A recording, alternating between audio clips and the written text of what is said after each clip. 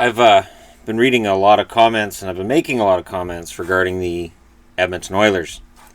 So I started looking at Connor McDavid, and I thought, you know what? Let's look at his points totals. He's got 47 points in 43 games, and he's averaging 21 minutes and 16 seconds per game. Now, with McDavid's ice time going up and his points going down, my concern was, well, wait, so is he regressing offensively? Not really. His last 5 games, he's got 20 shots, or 26 shots. So he's getting chances. But the issue is his teammates, and the other issue is, we talk a lot about building your team around a guy. And, you know, he'll be with us for years and years and years. But offensively, usually the best years that a guy has is in his early mid-20s. Crosby's best year offensively was when he was 20, when he had 120 points. So if we're going to compare McDavid to Crosby, McDavid turns 21 on January 13th. Ovechkin was 23 when he had 112. Patrick Kane was 28 when he had 106. And I think most of us agree that was, that was career year. Backstrom was 23 when he had 101. Joe Thornton was 27 when he got 126 points. Henrik Sedin was 30 when he got 112. Daniel Sedin was 31 when he got 104. They're the exception rather than the rule. They got more productive as they got older. McDavid's not in that category. Not only that, but while I may be a fan of the Sedins and I may be a fan of the Canucks, I am well aware that this guy, Connor, is supposed to be the best player in the league. He is supposed to be the generational guy. Stamkos was 22 when he had 97 points. He may better that this year. He could very well end up ahead of that this year. But we don't know yet until he plays the full season. 97 is his career high. Yager's career best was when he was 27 when he got 127 points. Iginla was 25 when he had 96 points. Malkin at 23 at 113. And those are their best offensive seasons. I didn't get into points per game. I didn't get into when people get injured because that's not important. And you can project out, but it doesn't mean that if a guy plays the 30 games he misses that he would have got the points necessary to pass the totals that they had as their career year. Now, the Oilers issue gets blamed a lot on McDavid. Now, not by Oilers fans, but people outside look at what the Oilers are doing right now and they go, you're supposed to be saved by McDavid. But they're 22nd in goals per game, 26th in goals against, 24th on the power play. Now, you can run a power play with a couple of good players. You can't run a power play with one guy. Not only that, but penalty killing's 31st. And last I saw, their penalty killing at home was lower than 60%. What's going on with McDavid is everything's on his shoulders. In games that they've won, he has 10 goals, 20 assists, 30 points in 18 games. Games that they lose, in those 25 games, he has 4 goals, 13 assists, 17 points. Therefore, teams come in and go, hey, as long as we shut out McDavid, we win. And they're right. As long as McDavid isn't scoring an average of point a game, the Oilers probably lose. So why? Draisaitl's got 33 points in 39 games. He's the number 2 scorer, 14 points behind McDavid. Nugent Hopkins, we all agree he's having a very good year. 30 points in 43 games, fine. But behind him, Lucic, 27 points, 43 games. Lucic was a mistake. That was a mistake. And it was a calculated error, and I got it at the time Chiarelli did it, but we're already seeing Edmonton pay for it. So people say, I don't know what happened. Well, Lucic isn't playing as well this year as last year. Maroon had a career year last year. He's not going to have that again this year. 21 points in 41 games for him right now. Ryan Strome for Jordan Eberle is still a head shaker. I don't understand that one at all. 17 points in 43 games. Letestu, 16 points in 43 games. Chris Russell, 16 points in 43 games. The fact that Darnell Nurse is number 7 on the scoring list with 14 points shows that the scoring isn't there. Because if I open up my trusty 2018 book, because I ran out of room on the board basically to write all this down, and I'm just going to go ahead and go through who their top scorers were last year. So McDavid last year had 100 points in 82 games. He's going to have to work hard to get it. On the upside for McDavid is the fact that he scored a lot down the stretch last year. So he could. But Draisaitl had 77 points in 82 games. He's not on pace for that again. Eberle had 51 points in 82 games. His replacement is nowhere near that. Ryan Nugent-Hopkins, 43 points. Ryan Nugent-Hopkins will better that. Maroon had 27 goals. He has 9 right now. Clefbaum had 38 points in 82 games. Clefbaum looked fantastic. Clefbaum doesn't make the top 8 this year. And his regression has been a major problem for them. Letestu had 35 points in 78 games last year. And here we are, he's got 16. And then the interesting one to me, too, is Sekera. Andre Sekera had 35 points in 80 games. He was really good. And in the playoffs, you look, and their defense was solid. And yet, in 8 games since he came back from injury, Andre Sekera has 8 games, 1 assist. And everybody hates plus-minus, but when you're -8 in 8 games, there's a problem. The other issue, of course, for Edmonton has been here.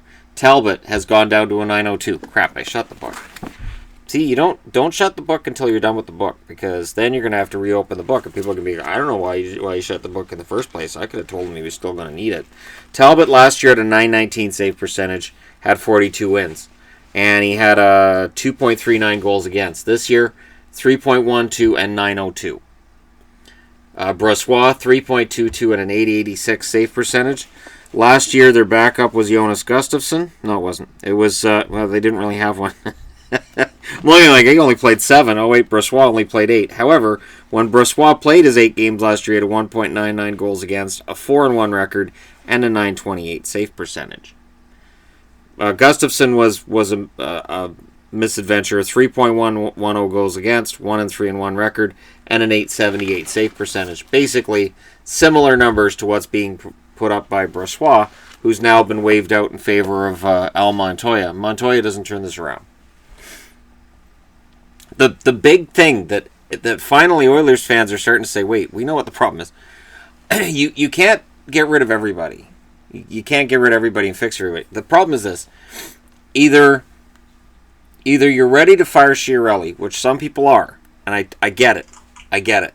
Okay, because Lucic, at the time that Taylor Hall was traded out, I said, all right, so you're trading out Taylor Hall for Adam Larsson, and then you're using the money you saved to spend on Lucic to plug him into that spot. Makes sense short term. Long term, you're biting off your nose to spite your face. But short term, all right, I understand. You needed to shore up your blue line. Larsson is not a producer, and yet he's still underproducing. Larsson has not been the defenseman he was last year. And there's a lot of guys who are not where they were last year, whether it's Lucic, Maroon, Letestu. Nurse has been fine. I have no complaints about Nurse. But Draisaitl hasn't been as productive as last year. I know he's been injured. I know that plays a role in this. But outside of Ryan Nugent-Hopkins and I guess Nurse, I mean, looking for a feel-good story right now with the Oilers is difficult. Unless you don't like the Oilers, in which case this entire thing is a feel-good story. But where the Oilers have a problem is now they're paying McDavid how much money? A lot. Starting next year, it's a lot. Draisaitl makes a lot of money. So now you've got a team where a lot of your money is tied up in these two guys. You don't have the roster to back them up that you need to become that contender that you were supposed to be this season. It's made it appear that last season was just an aberration. That this is what the Oilers are. What happened last year was just this great run that Oilers fans got to enjoy, and it's over. These numbers are ugly all over. There's nothing you can look at here and say, well, at least they're not scoring, they're not keeping the puck out of the net, they don't have a power play, and they can't kill a penalty. They can't hold a lead. They can't come from behind. It's been a rough year, and yet, despite all these numbers, they're still close to 500. There's hope. The season doesn't have to be lost, but the solution that some teams might take with numbers this ugly would be to get rid of the coach, and I just don't feel like Edmonton is a team that has that desire now. The brain trust of the Oilers were supposed to meet, I believe, this week regarding what's going on with the Oilers, and Daryl Cates is supposed to weigh in on it. I could see him saying McClellan's got to go. I could see that being the conversation. Because the reason I've got all these numbers in here is to show that if McDavid is the next Crosby, you have to surround him with the talent while he's young and he's productive. And when he gets older, you really have to have that talent to surround him with. Crosby's numbers aren't what they used to be, but they've surrounded Crosby with really good players, and they usually give him pretty solid young wingers. It's especially been good for Crosby that they'll give him a winger like a Sherry, guy like that people may not know anything about, so he can catch people off guard. Like, oh, well, we don't have to worry about that guy, just watch Crosby. Next thing you know, the puck's in the net, and it's Sherry that's put it in. Right now you've got Simone, and you've got Sprong as the stories in Pittsburgh. Edmonton doesn't have that. With Pittsburgh, with Chicago, with LA, they've managed to bring in guys when they've been champions to augment what they already have, to help them in terms of depth, and so that when this guy doesn't score, it's fine. That's not happening this year. McDavid didn't have to score all the time last year. And I said during last season, and you guys go back and look at the videos, that the Oilers didn't need McDavid to have a great game to win. Now they need McDavid to have a great game to win because everybody else has fallen off. And you can either blame the GM or you can blame the coach. But these numbers all over are really ugly. Anywhere else, I would think you'd get fired. But this is Edmonton, and maybe the city of Edmonton, maybe they're gluttons for punishment, maybe ownership's gluttons for punishment, and they'll say, I will just keep it as it is, it'll straighten itself out.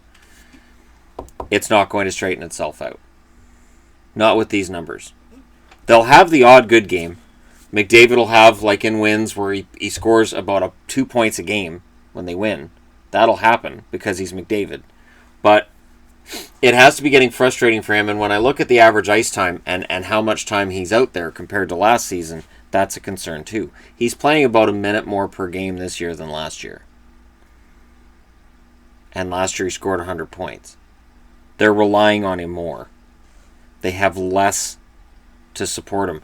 And the funny part is, as much as I talk about Strome for Eberle being a bad deal, and it is, if you put Strome in this lineup, you've got what? An extra 6 or 7 goals. Strome probably has about the same totals as RNH if he'd stayed in Edmonton. Maybe Strome would, or not Strome, maybe Eberle wouldn't have been happy if he'd stayed in Edmonton, and he would have been putting up the same totals as Ryan Strome. Strome didn't come in to replace Eberle. The idea was that Puljujarvi was going to take that spot. And Puljujarvi spent time in the minors, and the question then becomes, at what point do you declare Puljujarvi being mismanaged? Or is Puljujarvi just never going to become the guy he was supposed to be in here? It's an interesting dilemma, but it is a dilemma. And I think a lot of us figured too, okay, well, they've drafted Puljujarvi, they can bring in Lucic because Puljujarvi will be ready for that top line spot where Hall's currently residing. Maybe that's not going to happen. That's why it's tricky when you're banking on draft picks or prospects, because there's no guarantee that draft pick or prospect, no matter what their name is, no matter where you drafted them, will replace a star player you're trading out. The Oilers would love to have Hall and Eberle in this lineup, and I think in a moment they'd give up Strome, Larson, Lucic to have them here, but you can't go back. And New Jersey would hang up the phone, and Garth Snow would laugh at him. So this is what it is. How do you fix it? How do you make it so that McDavid has a team behind him that can win? Nobody on that left side who's won a championship did it on their own. And I'm looking over the list and I'm going, yeah, that'll be Crosby and Malkin. Yeah, that's it. Oh, Kane too. Kane obviously didn't do it on his own.